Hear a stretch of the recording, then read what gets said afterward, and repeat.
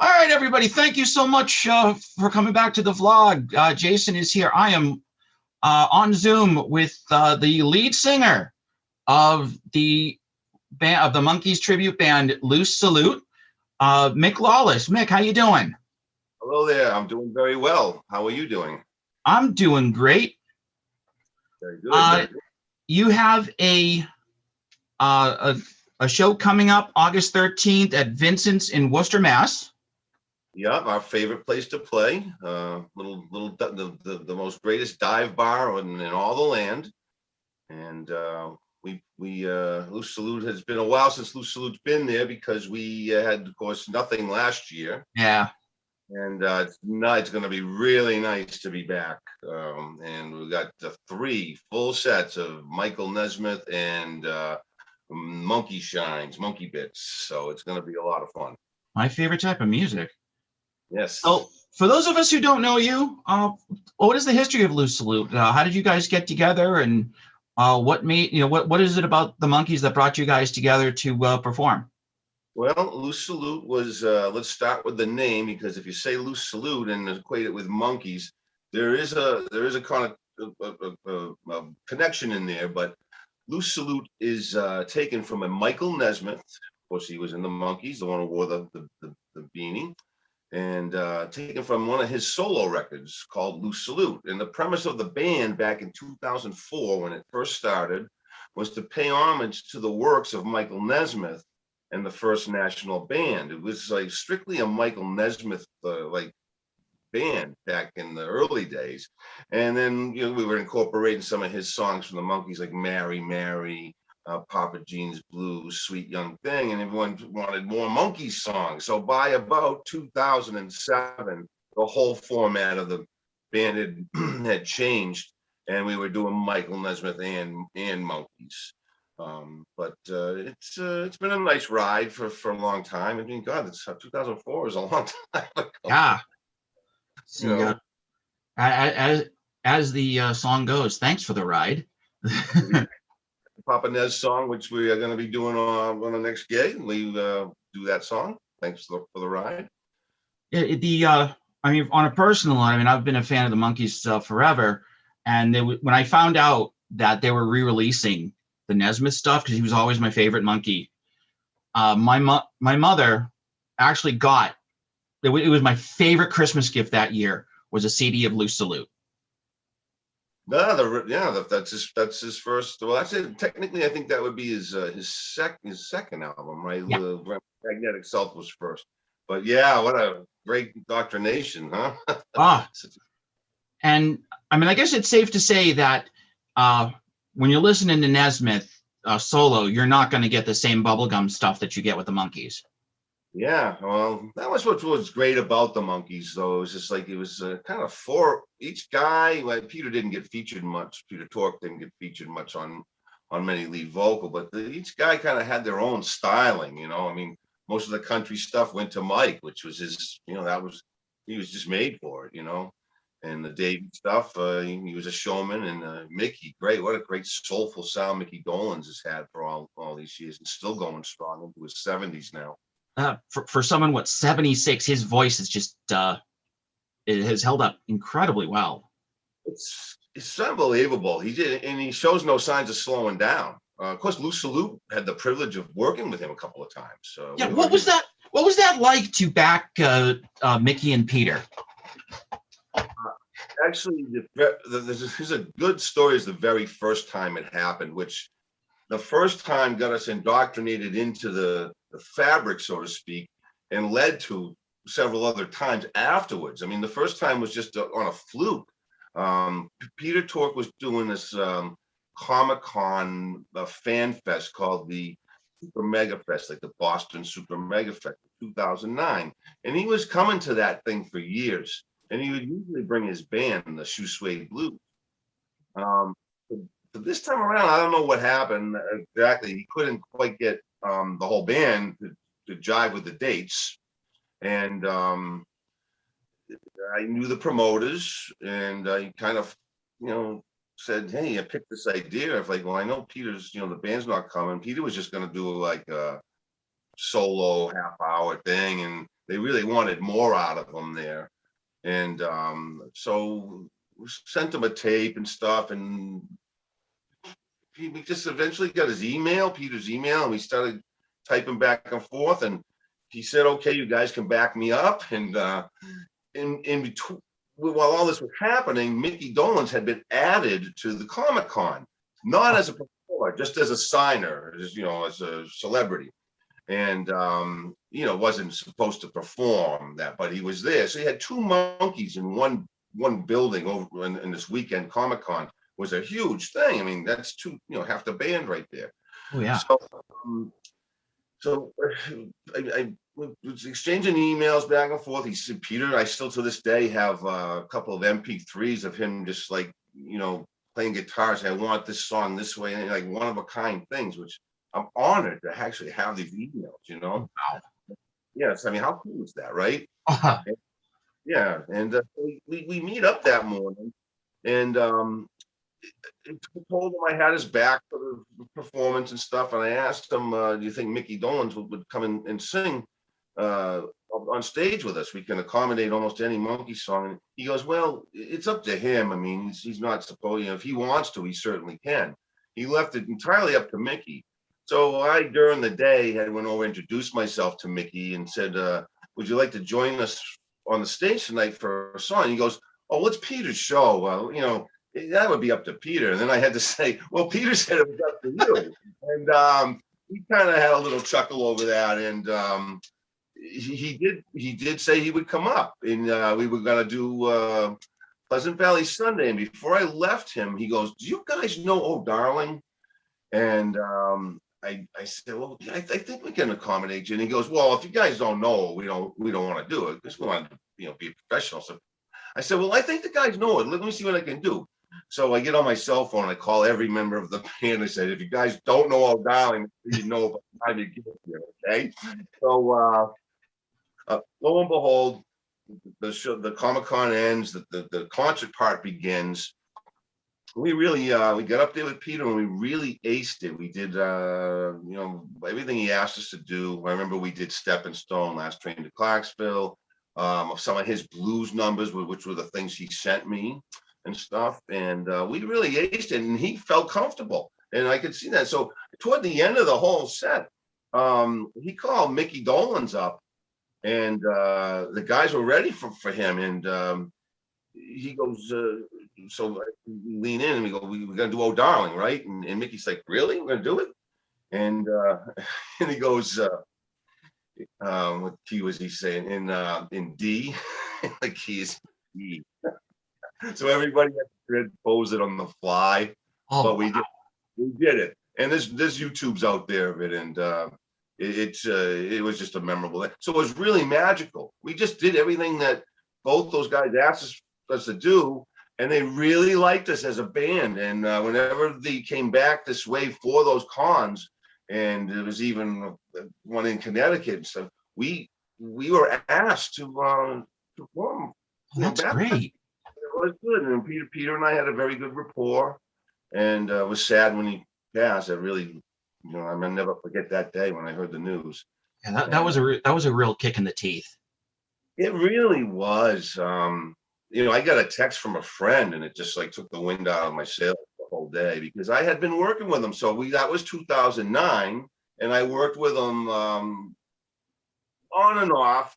Even when I wasn't backing him, when he came to this thing, and every year I would be responsible for his back line and his instrumentation. And so I was working with him from 2009 to 2015. And then, but that was a sad day when he passed. I mean, it's like people were given grief. "Oh, Peter's been auto-tuned on Christmas Party," and it's like, well, we don't know what the full story is here. Yeah, I know. He was, at least he was there to do the record. Exactly. And I thought Good Times. I don't know, how did you feel about? I love Good Times. I mean, I don't put that above some of the Monkey records from the era. For me personally, I mean, I would probably put that above Birds, the Bees, and the Monkees. I would Personally. excuse Negan. Well, them running around too here. I would put it. I wouldn't put it higher than Headquarters or Pisces, but I definitely would have it in the top five. You can't. Yeah, but I have it in the top five, I think. Head would have been, if it would have been a little bit longer, maybe, or it's just there's not a lot on it. It's a great record, but would you take it to the desert island with only like 5 songs on it? It's like, I don't know. But Well, knowing that a whole track is dedicated to wanting a glass of cold gravy with a hair in it. Anyway, where were we? Did you ever get a chance to work with Davey or Mike? No, I got a chance to meet both, and a very memorable meeting with Mike in 2018. Davey, I'll give you a quick Davey story to let you know what kind of guy he was. Please. This is a great story. And one day, you familiar with his autobiography from the late 80s? They Made a Monkey Out of Me. Yeah, I read it a couple of years ago. Oh, probably read it. So anyway, he was on that book tour. I met him in Faneuil Hall in Boston, and put in the line to get my book signed. And I was playing in an original band at the time, and we had a little cassette out, a cassette tape, right? And I don't know. When I got to meet Davey, I gave him the cassette of the band, and I just talked to him for whatever little time we had, because there was a million people there, right? And put the business card in there and stuff. And I can't remember really what I said. I remember he was very nice. And about 3 weeks later, in the mail, handwritten, "Oh, Mick, I'm very busy with my book tour. I enjoyed your tape very much. Wish you and the boys much luck. David Jones." I mean, who does that? Yeah. Wow.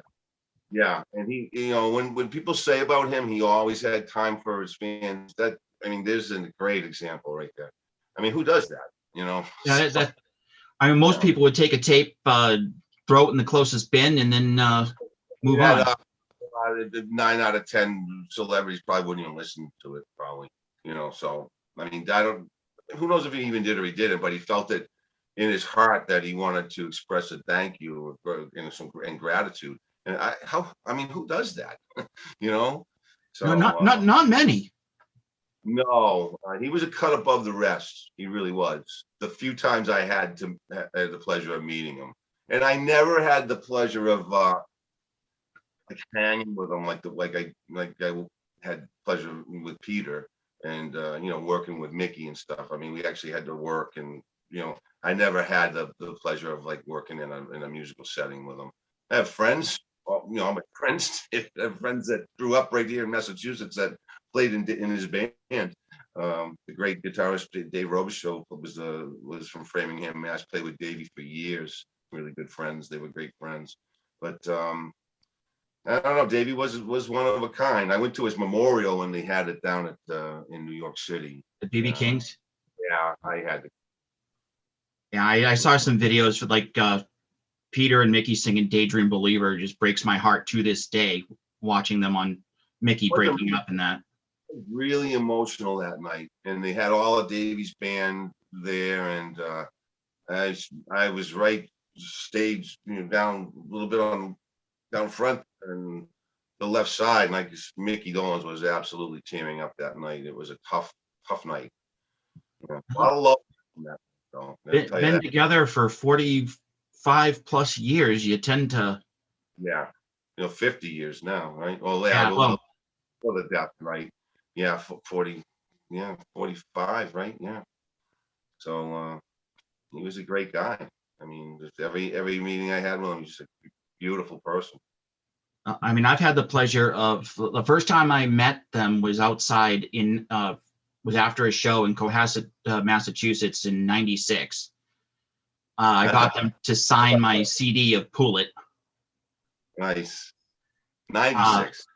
Yeah, and that was extra special to me because my mother had just passed away, and so the three of them gave me the gift of a wonderful couple of evenings. That was actually my third concert from them in the span of a couple of weeks. They gave me that little oasis in the middle of all the grief of my mother passing. That was a good. I have a shirt on it, but I think this is '97, but it doesn't fit me quite as loosely as it used to. But I put it on for this occasion, just for you, Jason. Well, I appreciate it. That, those were great tours in the '90s. I mean, I remember them fondly. You know, you didn't go to any of the '80s ones. No, I wanted to, but my mother deemed me too young Yeah. because it was in '86. I was 14. Yeah, I was 22, so it's So yeah, I I was running like 4 I shows that year. determined that when they started touring again together in '95, that I would go to every single one thinking it could be the last. Yeah, well, and look where we are now. And I have tickets to my 19th and 20th Monkees show coming up at the end of the year. Nice. You're going to Medford, Mass. Oh yeah, I'm going there, and I'm going to Mohegan Sun. Yeah, there you go. There you go. Well, that's good though. I mean, hey, this, you know, when they come out and say this is the final farewell, then I think you'd have to believe that this is the final farewell. I don't think. At 76 and 78. Yeah, I'm hoping Mike. Honestly, you know, I hope Mike.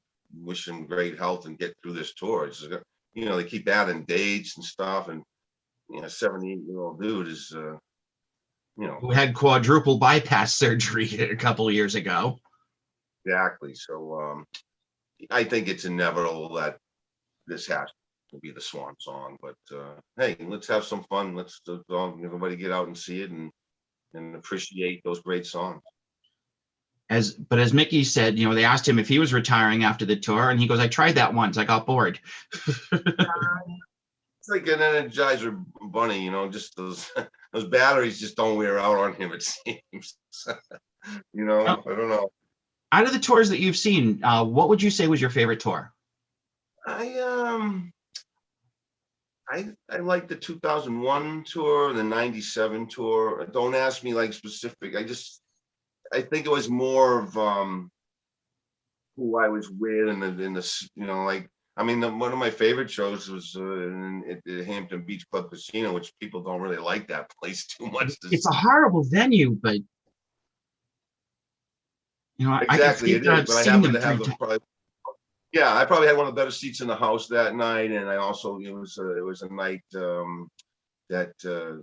that we had getting a drumstick, and it was just a cool night, man. It's just, you know, another one memorable one was, I mean, I saw so many shows on the '86 tour, the Mann Music Center in Philadelphia, because I actually went down to the Monkees convention, which is a 3-day convention to coincide with the MTV launch back in '86. It was a big to do, and that was a great, because they had the bands on that tour with the Grassroots and the Herman's Hermits. I mean, the Grassroots were just incredible, great rock and opening acts for the Monkees. Nobody expected it to hit like it did then. What's that? Nobody expected it to skyrocket like it did in '86. I think, you know, when again MTV was relevant, then they were actually playing music. And back when music television was music television.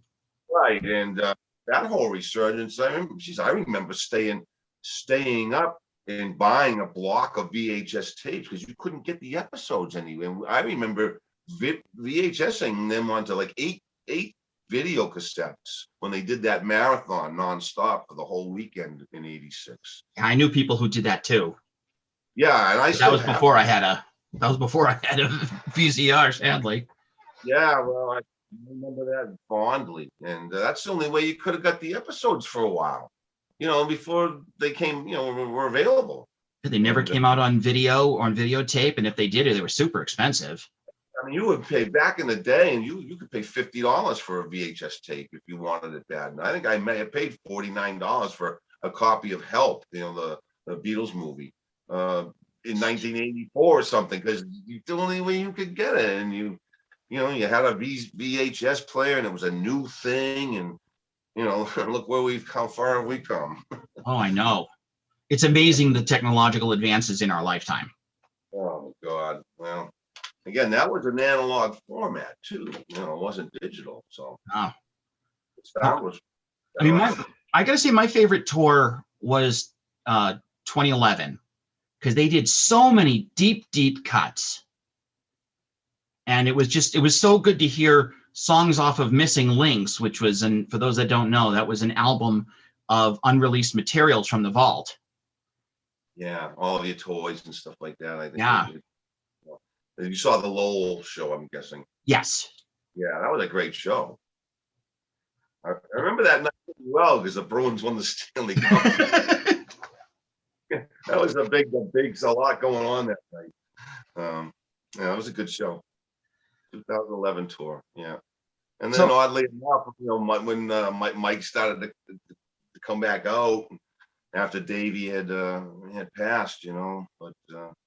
When they announced the 2012 dates after Davey died with Mike, and they weren't coming to the area, I was mad. I so wanted to see Nesmith. Yeah. But we got our chance. Did you see any of the Nesmith solo shows or? I saw two of them. One in Cambridge and one in Shirley. Oh yeah, the Bull Run. Yeah. Yep. That was in the 2013 tour. Yes. The Movies of the Mind. Yes. Yeah, pretty interesting tour. How he would tell a little story before every song, and you know, it was an interesting little thing he was doing. About Peter, see any solo Peter shows? I saw. He did a one-man thing up in Concord, New Hampshire. Yeah. In the lobby of a movie theater. He showed slides and performed some of the songs. Yeah, that was in This Generation. Yes. That was cool. That was really cool. That was his kind of his swan song in a way, I guess. And he went out one more time with the Monkees after that, I think, right? And that was it, if I'm not mistaken, right? I think that might have been before 2011. I don't remember. Yeah. Okay. Yeah.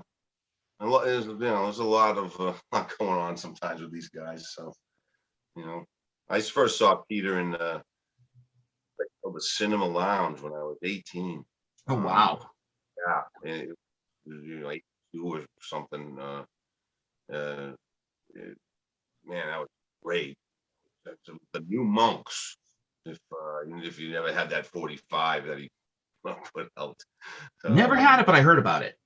Yeah, so that, you know, I was a big Peter guy. You know, if I knew he was playing within, I mean, I remember him playing at record collectors conventions. Oh wow. He just the guitar, and you know, he did that a couple times. I remember vividly in Albany, in New York, he did that in I think '85. You know, so he was quirky, fun guy though. I mean, he's the talent that he had to go from guitar to bass to flugelhorn, all in one. Still with me?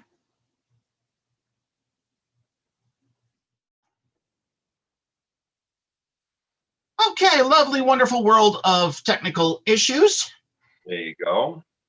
As I was saying, you know, Peter was so talented that he could go from lead guitar to bass guitar to flugelhorn, all within the same like 15 minutes. And let us not forget the keyboards. I mean, yeah, the opening riff to Daydream Believer, that's him. That came right out of him. That's his riff. You know, so amazingly talented man. So I've got a clip from Boston. So you guys singing one of my second favorite Monkees tune of all time, Papa Jean's Blues. Oh yeah, that's a good. That was taken by a fan, so it takes a while for him to actually. That's he panned the band and finally got everybody in the frame by the time the song. But that was hey, that's a fan shot video. That's from one of our. So let me just make sure I can go right to it. Okay. And here we go.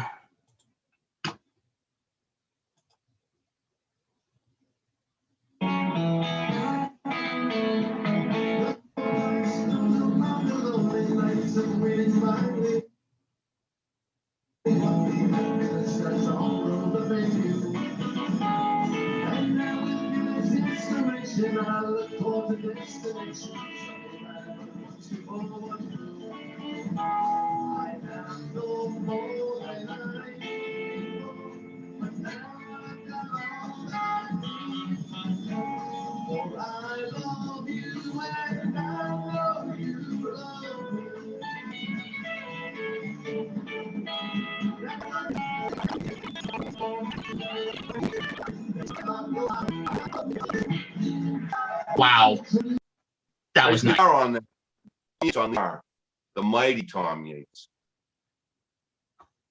You there? Your video. All right. All right. So That was wow. That was the mighty Tom Yates on lead guitar.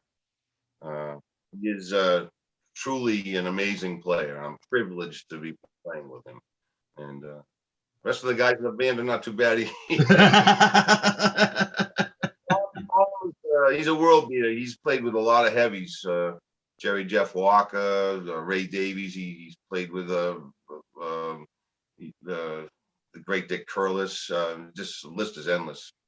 So how did you guys like, what happened when you guys started to do what drew you together? Did you just happen to know them as Nesmith Monkees fans, or? The bassist Pete Zolli and myself are like the completists. So we know every little nuance, and it's just like probably you do, Tom. I can be called obsessive. Yeah. Tom, not so much, to be honest with you. He loves the material that I picked for the band. He doesn't dwell into every nook and cranny of Monkee,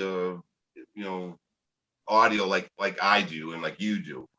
Peter Zolli and I do, the bassist, and our drummer just moved to Maryland. Sadly, our original drummer for Loose Salute. Well, not our original. We've actually had several changes, incarnations because we've been around for 17 years. But for the last, going strong for the last 10 years. Our drummer Keith Prescott just moved to Maryland, so we're using another Monkee guy from Northampton who loves the Monkees. So that makes three of us who are really intertwined deeply in the fabric. Brian Marchese is going to be joining the fray for Loose Salute here. So, so answer your question. It spawned out of the love of Nesmith music. I always wanted to do a band. I just thought it was quirky and different. I mean, who else was doing that? Who else? Is there another Mike Nesmith band? And not in this area that I know of. I don't really care for the word tribute so much. I mean, I honestly consider Loose Salute more of a bar band, like let it all hang out, rock and roll. And my premise for the band for Loose Salute was like to try to bring the songs to the people, but expose the songs. Like, we don't do a lot of them verbatim. Like our version of Mike Nesmith's Sweet Young Thing, we do it a la Jimi Hendrix because there's a Hendrix tie-in to the Monkees. And we try to just take these things that fall from all the family tree and just do them a little bit differently. Sometimes, like for example, I just rewrote Last Train to Clarksville because when I was talking to Bobby Hart from the Boyce and Hart songwriting team. Wow. I had the privilege of getting Bobby Hart for one of those fan fests I was talking about earlier in 2015. And that's when he wrote his book, Psychedelic Bubblegum. And there's a passage in there about Last Train to Clarksville being a protest song. That's what the song was actually written about, because Clarksville, Tennessee was where the boys went and got deployed to war.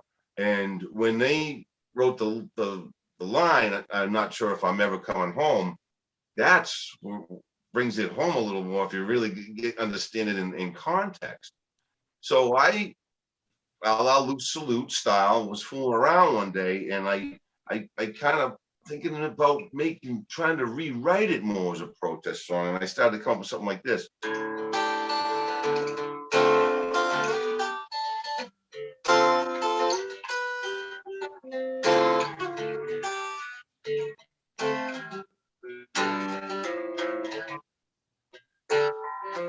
Take the last train to Clarksville and I'll meet you at the station. You can be there by 4:30 'cause I made your reservation. Don't be slow, oh no, no, no.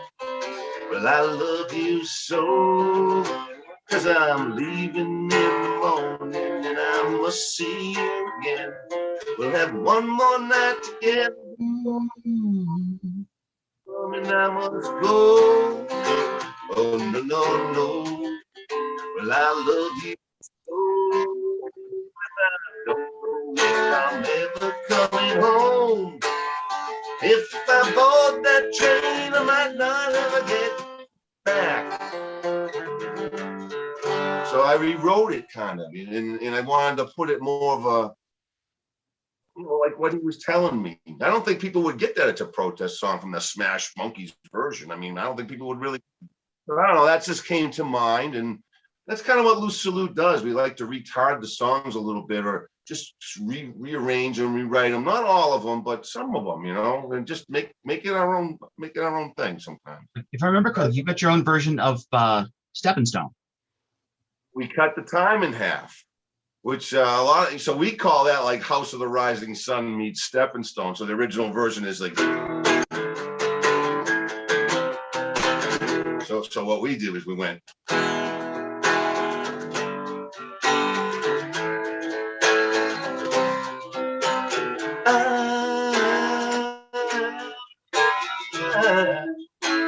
not your stepping stone.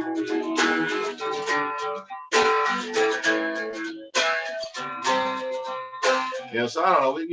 I'm glad you caught that. You probably remember that from seeing our live show. But, yeah, I found you. I was going to Fireflies one day, and they have a list of the bands performing. I saw you guys, and so I got a hold of my friend Steve, and I'm like, yeah, we have to go. We got to check this out. The night I met you, I remember. That's cool. I'm glad you came up. And I really enjoyed the show. Got in touch with you. Yeah, that's good. My wife wears the T-shirt. Good. Here we are 7 years later. That's great. Yeah. And sadly, my friend is no longer with us. Oh, I'm sorry. As he passed a couple of years ago. Okay. Sorry to hear. Thanks.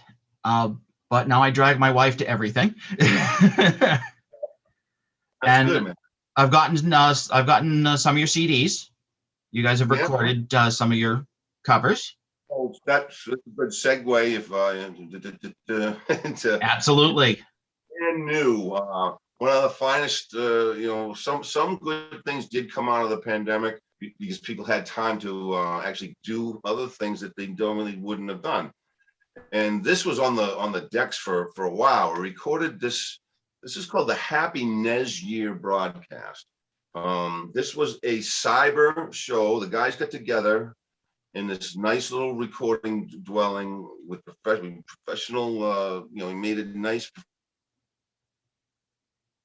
professional sound, and we did a cyber show of Mike Nesmith music to the world on New Year's Day 2019. And we had it sitting on the decks and didn't really do much with it. And then when the pandemic came around, everything shut down.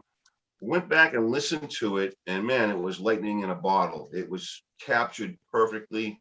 It's an unplugged setting, and the guys are just on fire. And so the next time I see you, you're going to complimentary. Oh, thank you very much.